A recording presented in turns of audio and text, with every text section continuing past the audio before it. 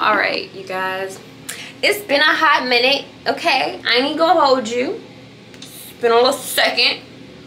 So I'm like, you know what?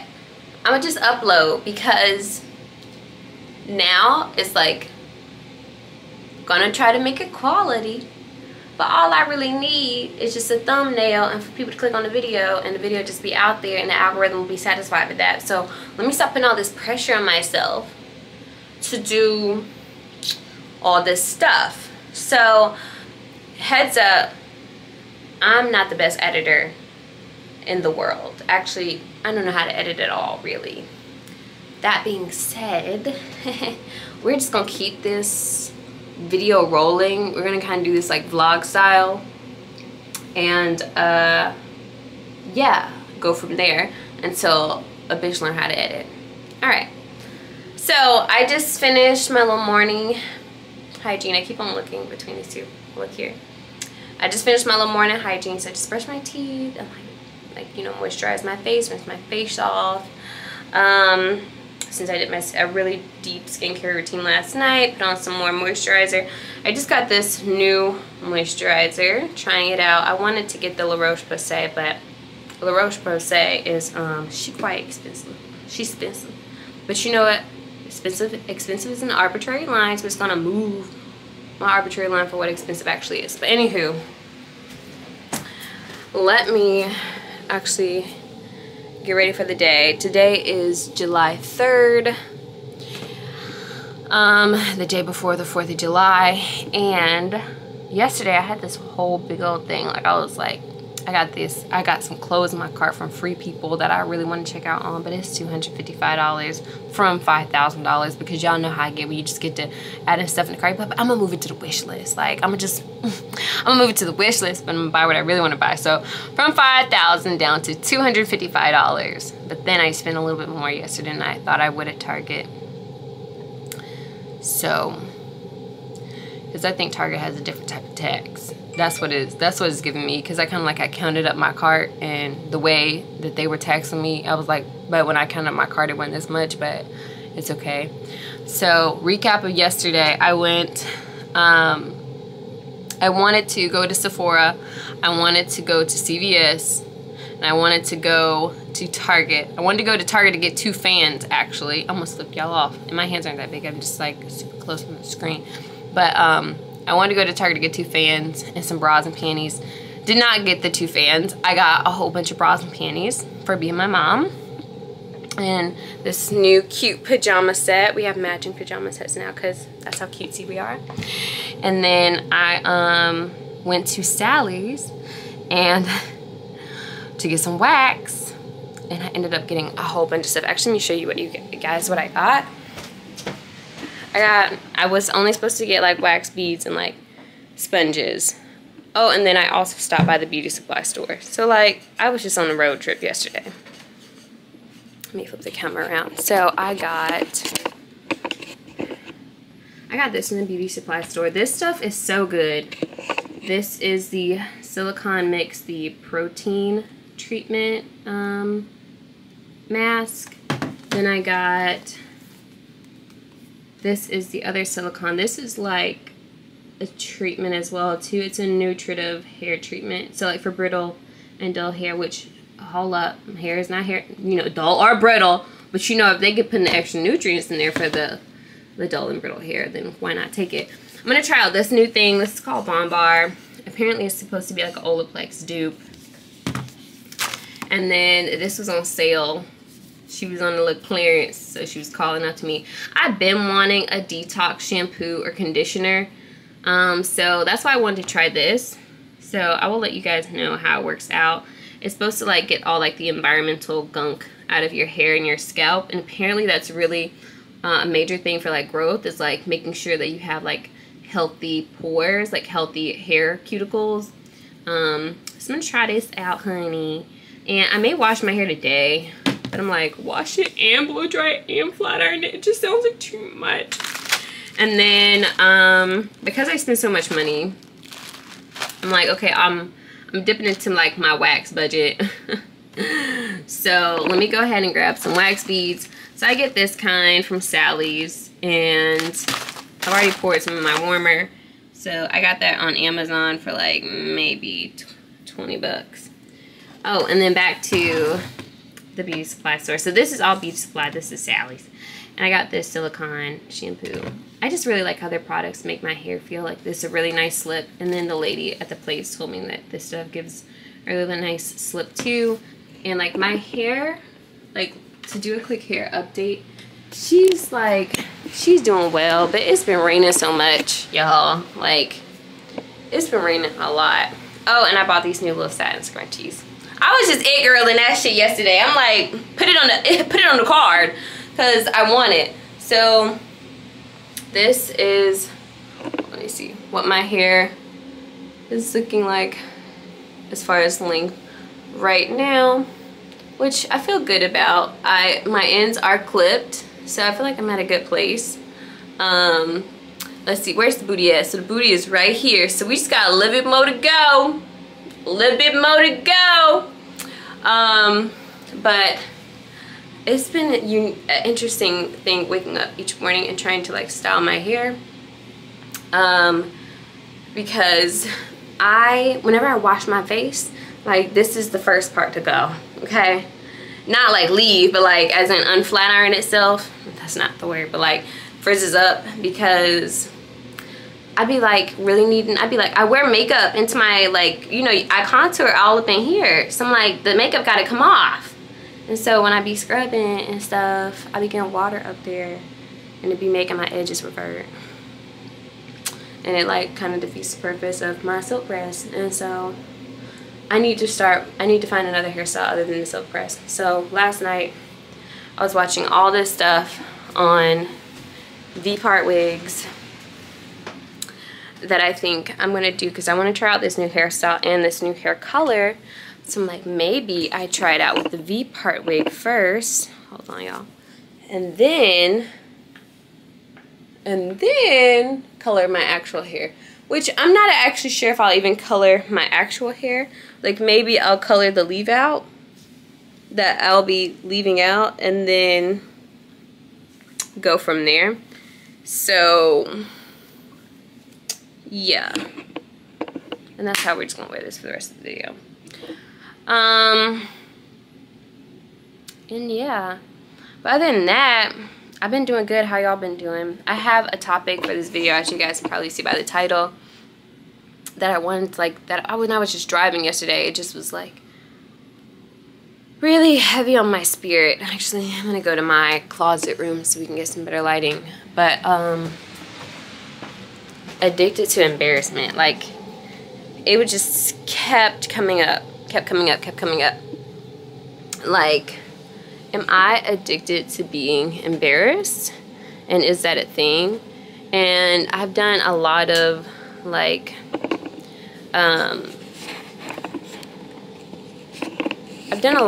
watching videos of like addicted to suffering, right?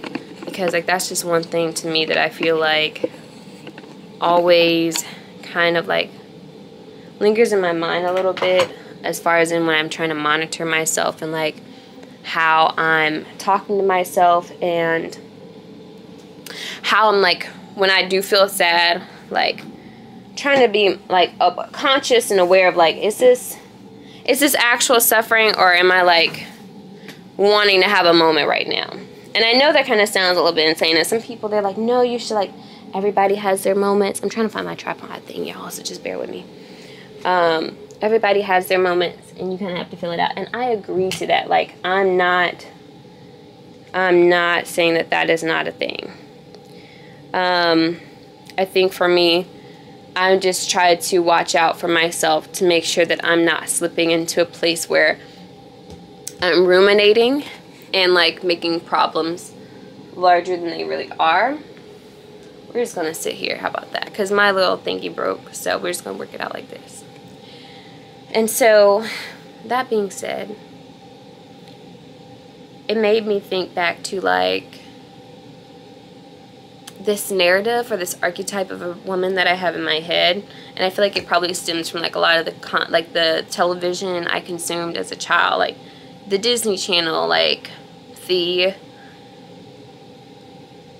you know, watching like those like perfect families on the different like Disney shows, and like always seeing like how the star of the show is usually like pretty clumsy and pretty quirky and pretty awkward, but also probably like the popular, maybe not the popular girl, but there's usually like a popular girl that was a little bit bitchy, and then there was like the main character who was like awkward and clumsy but also still very pretty and very beautiful. And I think I always admired that archetype, and that I think it's started to manifest itself within me because of my admiration for it. And I'm now learning at, and it's not like I'm just now like starting to like notice this, but I'm just now putting I'm just now putting 2 and 2 together, you know what I'm saying? Like now, but 2 is making 4, whereas it was like I was still trying to put it together. And even if you like look back at yourself and you're like, I don't know where this came from or where I got it from, don't even worry about it. If it's a habit you want to change, just focus on changing it. I don't care where I got it from, let's just change it. So I just like to do the research. I just like that for my little part of my inner work. I'm just like, where did this come from? And sometimes I do like to dig in and see like where did this thought originate from within me. But anywho, I think I started to adopt that archetype within myself because I always felt like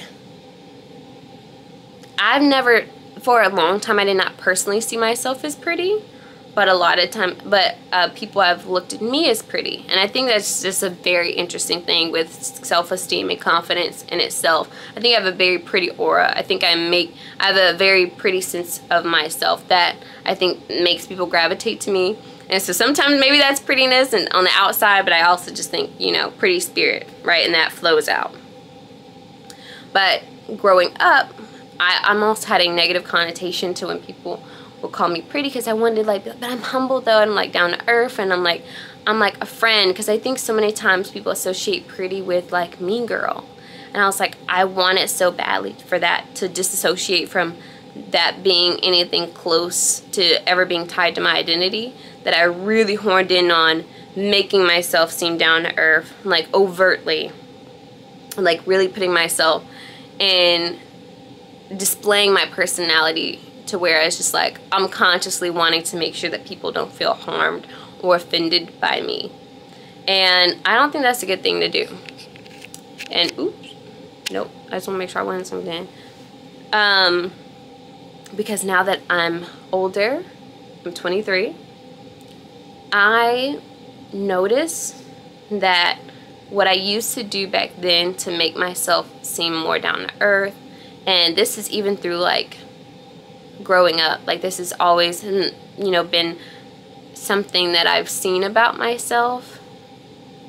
And because my mother was an entrepreneur and like I got to go to work with her a lot, she connected with people as well too. So I think I just used it as a tool of connection, was that tool being oversharing, like oversharing things about myself to connect with people, right? To make myself seem more relatable, or to make like, oh, you know, you think I'm up here, but I promise you, girl, like I'm really like on your level, like we're really at the same, like, I don't know.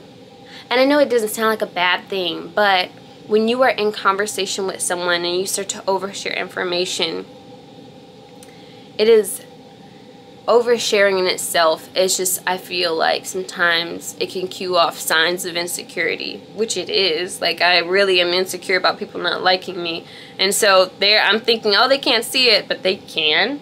I think it also, like, just telling people too much of your business is not a good trait to have, especially with people. I've had a history of trying to build connection with people who I knew did not like me.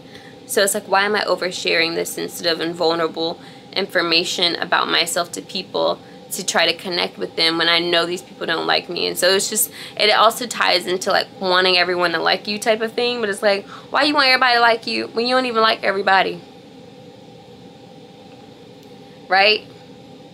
But it's just like, I think I just look back at this archetype that I had in my mind from a child of like this awkward, pretty girl, but like also wanting to be like always taking the high road and like trying to make people feel seen and like listening to people and feeling overly empathetic, you know, And I'm like, okay, I've taken too much of that identity. There's time to like shed things off. And so the reason why I said addicted to embarrassment is because I like how I feel when I share information about myself. Look, I'm not gonna come on here and play y'all.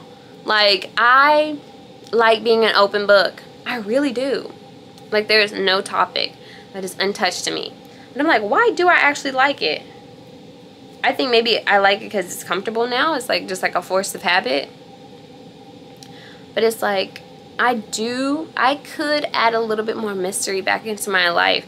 And people, if anyone who knows me sees this video, they're probably like, Rayma's pretty private in a sense. But like, I am.